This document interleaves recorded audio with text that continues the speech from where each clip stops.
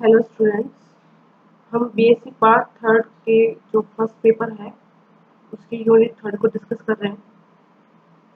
इस unit third के दो पार्ट हैं। फर्स्ट है electronic spectra of transition metal complex, उसको हम डिस्कस कर चुके हैं। और सेकंड पार्ट है thermodynamic and kinetic aspects of metal complexes, जो कि आपका फिफ्थ चैप्टर है। उसको आज हम डिस्कस करेंगे। इस यूनिट को कवर करते हुए जो हमारे ऑब्जेक्टिव्स रहेंगे वो कुछ इस प्रकार है। इस यूनिट को पढ़ने का जो मेन एम है वो है कॉम्प्लेक्स फॉर्मेशन इक्विलिब्रियम की स्टडी करना।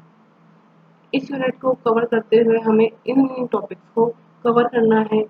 जो सबसे पहले है वो है कि जो थर्मोडायनेमिक और काइनेटिक स्टेबिलिटी है उसका क्या अभिप्राय है।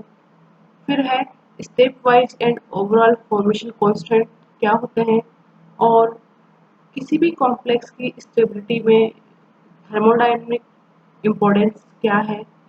फिर हम कौन कौन से फैक्टर्स हैं जो कॉम्प्लेक्स की स्टेबिलिटी को अफेक्ट करते हैं उसको डिस्कस करेंगे। और फिर लास्ट में हम method of determining stability constant for binary complexes का हम देखते हुए चलेंगे। तो चलो हम स्टार्ट करते हैं।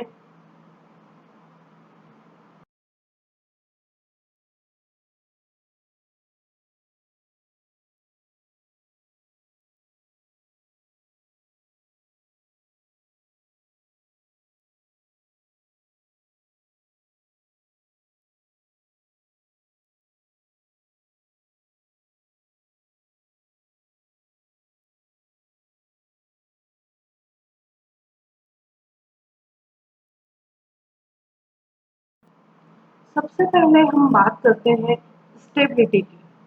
हम डिफाइन करते हैं कि स्टेबिलिटी होती क्या है। स्टेबिलिटी को एक मिसलीडिंग कॉन्सेप्ट है। स्टेबिलिटी का मतलब the statement that a complex is stable is rather loose and misleading very often.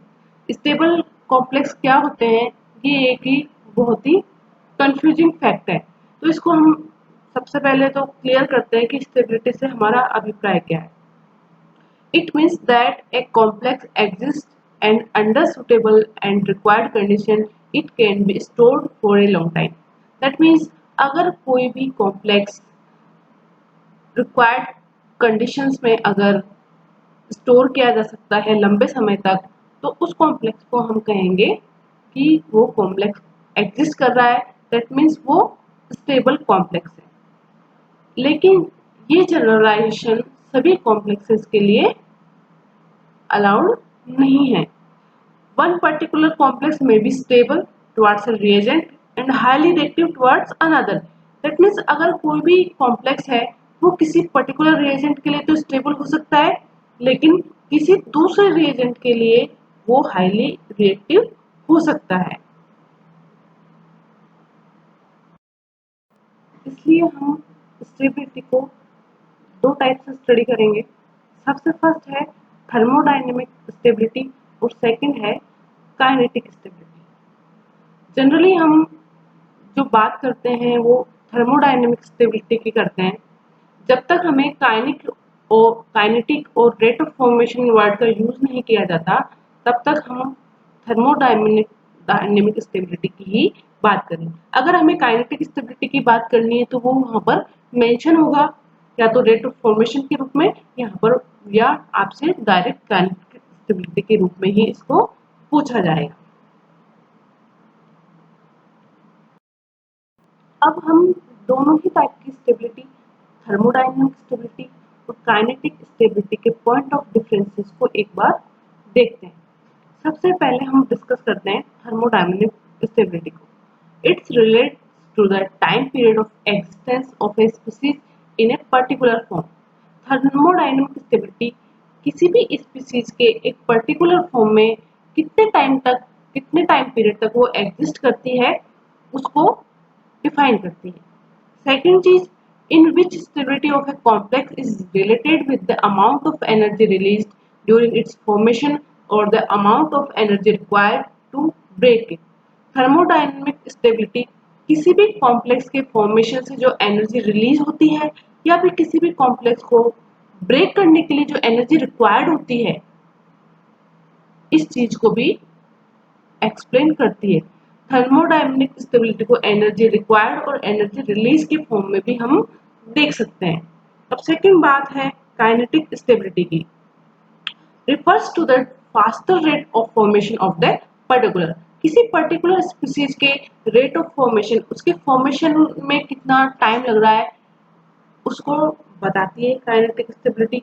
Which deals with the rate of reaction and it's mechanism, किसी भी पर्टिकुलर कॉम्प्लेक्स के फॉर्मेशन में जो रेट ऑफ रिएक्शन है और उसकी जो मैकेनिज्म है उसको भी काइनेटिक स्टेबिलिटी में डिस्कस किया जाता है।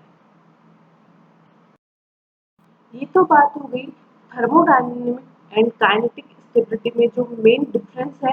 अब उसके बाद आती है काइनेटिक स्टेबिलिटी में भी दो टाइप की होती है, इनर्टनेस एंड लायबिलिटी। इसका क्या मीनिंग है उसको हम देखते हैं।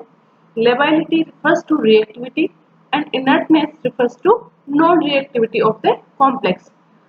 कोई भी अगर कॉम्प्लेक्स रिएक्टिव है किसी पर्टिकुलर रिएजेंट के लिए तो वो कॉम्प्लेक्स कहलाएगा लेबाइल, और अगर वो नॉन रिएक्टिव है तो वो कहलाएगा inert. In other words, complex with ability to change exchange its ligand present inside coordination sphere is labile, otherwise inert. किसी भी कॉम्प्लेक्स का जो कोऑर्डिनेशन स्फीयर है, मतलब उसमें जो प्रेजेंट लिगेंड है, अगर वो एक्सचेंज कर सकता है आपस में तो वो कॉम्प्लेक्स कहलाएगा लेबाइल, अदरवाइज वो क्या होगा, inert. If the ligand exchange reaction rate is slow then they are called inert complex. अब हम बात करते हैं कि अगर वो एक्सचेंज कर पा रहा है तो लेबाइल, लेकिन अगर जो रेट ऑफ रिएक्शन है अगर वो बहुत ही स्लो है तो हम उस कॉम्प्लेक्स को भी क्या कहेंगे, labile. But the reactive nature should not be confused with the stability. कोई भी कंपाउंड लेबाइल है या इनर्ट है उसको हम स्टेबिलिटी से कंफ्यूज नहीं करना चाहिए कि अगर कोई भी कंपाउंड लेबाइल है यानी कि रिएक्टिव है तो वो स्टेबल नहीं है, ये ऐसा बिल्कुल भी नहीं है। अगर कोई जो कॉम्प्लेक्स है वो इनर्ट है दैट मीन्स वो स्टेबल है, तो ये दोनों ही रिएक्टिव नेचर है। Liability and inertness he reactive nature है किसी भी कॉम्प्लेक्स की, इसको हमें स्टेबिलिटी के साथ कंपेयर नहीं करना है। इस चीज को हम कंफ्यूज हुए बिना किस प्रकार से समझेंगे वो इसको एक एग्जाम्पल के माध्यम से हम समझने की कोशिश करते हैं। यहाँ पर एक रिएक्शन दी गई है जिसमें मरकरी साइनाइड का एक कॉम्प्लेक्स फॉर्मेशन हो रहा है और जो कॉम्प्लेक्स फॉर्मेशन का जो कांस्टेंट है, formation constant, overall formation constant, वो है 10 के पावर 42। दैट मीन्स जो कॉम्प्लेक्स है उसकी फॉर्मेशन की जो रेट है वो बहुत ही हाई है और ये कॉम्प्लेक्स बहुत ही स्टेबल है। लेकिन जब इस कॉम्प्लेक्स में जो साइनाइड लिगेंड है उसको हम 14C यानी कार्बन 14 से लेबल करके अगर सॉल्यूशन में एक्सचेंज किया जाए तो हम देखते हैं कि जो एक्सचेंज फ्रीक्वेंसी है वो बहुत ही हाई होती है। That means the complex is labile.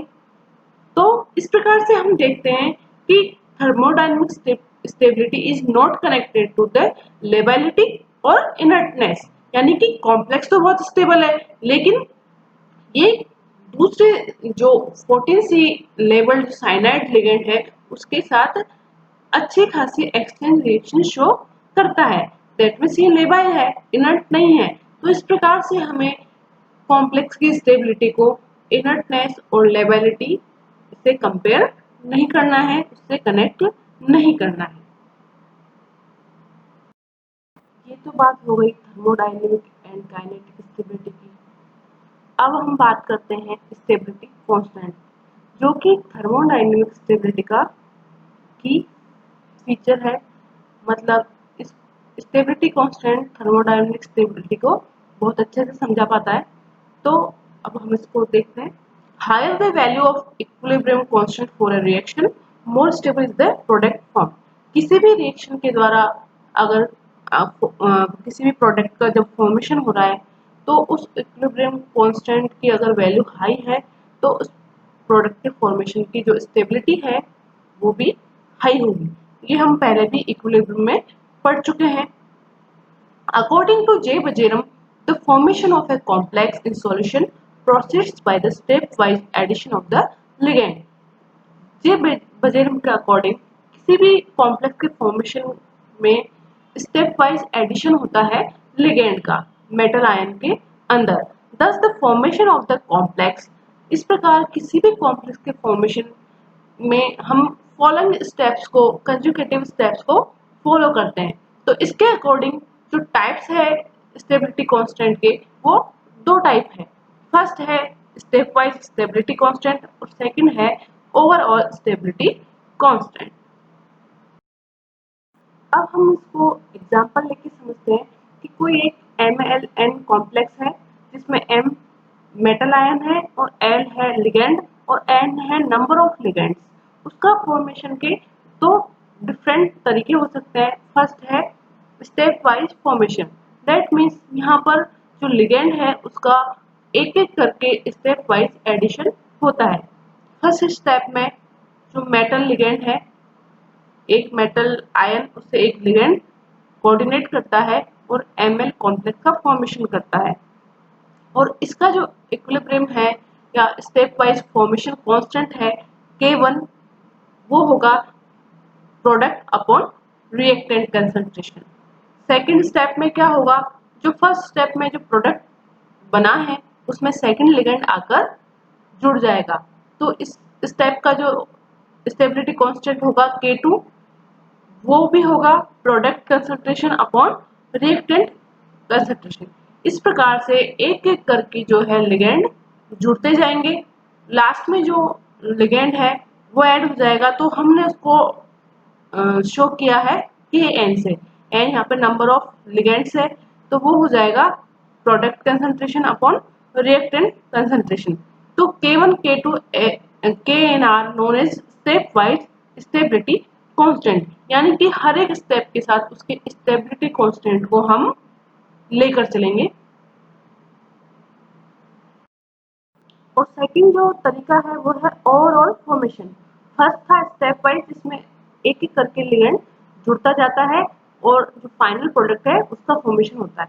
लेकिन जो कॉम्प्लेक्स फॉर्मेशन है उसको हम एक साथ भी कर सकते हैं और एक बार हम देख लेते हैं। सबसे पहले यहाँ पर Ml कॉम्प्लेक्स है उसका फॉर्मेशन किया गया है। सेकंड में दो लिगेंड एक साथ आकर जुड़ जाते हैं और फिर जितने भी लिगेंड हैं वो एक साथ आकर जुड़ जाते हैं। और यहाँ पर जो स्टेबिलिटी कांस्टेंट है उसको हमने β1, β2 और βn से डिनोट किया है, जो कि ओवरऑल स्टेबिलिटी कांस्टेंट को डिनोट करते हैं। The higher the value of stability constant for a complex ion, the greater will be its stability. किसी भी कॉम्प्लेक्स के लिए स्टेबिलिटी कांस्टेंट की वैल्यू अगर ज्यादा होगी तो उसकी स्टेबिलिटी उतनी ज्यादा होगी। Alternatively 1/k values sometimes are called instability constant. अगर इनका हम जो स्टेबिलिटी कांस्टेंट है k या β1, इनको अगर हम इन्वर्स कर दें तो जो स्टेबिलिटी है उसको हम इनस्टेबिलिटी कांस्टेंट के रूप में भी देख सकते हैं। अब हम देखते हैं कि जो स्टेप वाइज स्टेबिलिटी कांस्टेंट है K1, K2, K3, Kn और ओवरऑल जो स्टेबिलिटी कांस्टेंट है βn, उनमें दोनों में क्या रिलेशनशिप है। Proceeding with rate constant we get, जो first step wise stability constant था वो और β1 दोनों सेम है। β1 इज इक्वल टू K1। अगर हम β2 की बात करें तो वो किसके इक्वल होगा, दो स्टेप्स के अकॉर्ड इक्वल होगा, K1 एंड K2। अगर βn की बात करें तो वो होगा K1, K2, K3 and so on Kn तक। ऊपर ये जो रिलेशन है वो ये शो कर रहा है कि ओवरऑल स्टेबिलिटी कांस्टेंट जो βn है वो स्टेप वाइज जो स्टेबिलिटी कांस्टेंट आ रहे हैं उनके मल्टीपल के इक्वल होता है। अगर हम दूसरे वर्ड्स में बात करें, the value of stability constant for a given complex is actually made up of A number of step wise stability constant. यानी हम कह सकते हैं कि कोई भी जो ओवरऑल स्टेबिलिटी कांस्टेंट है वो step wise stability complex constant से ही मिलकर बना हुआ है। अगर हम इसका लॉग ले लें तो जो ये हमारे पास इक्वेशन आई है ओवरऑल स्टेबिलिटी कांस्टेंट की, वो लॉग की फॉर्म में किस प्रकार से होगी, log beta n is equal to log k1 plus log k2 plus log k3 and so on log kn। तो जो सार निकल के आता है वो ये है कि overall stability constant step wise stability constant का मल्टीपल होता है। It is clear.